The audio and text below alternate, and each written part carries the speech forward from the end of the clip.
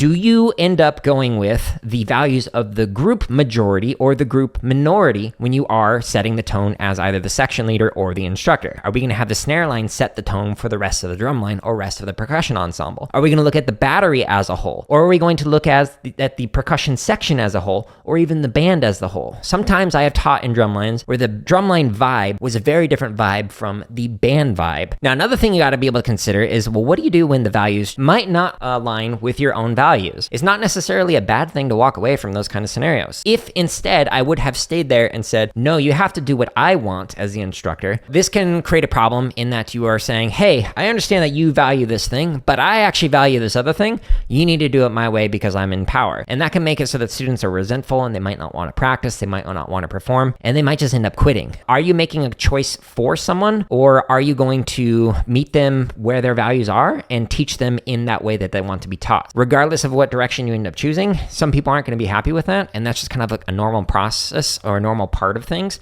and then other people are going to be very happy with it. But it's something to think about, is what kind of approach am I going for, either as a section leader or as the instructor, and how's that going to impact the people that I work with? And it could change over time. Like, some people come into the program and they're just like, I'm just here to have fun. And then they really get into it and they're like, no, I want to compete. I want to become the best. And that shifts over time. That can happen with the individual and it can happen with a group.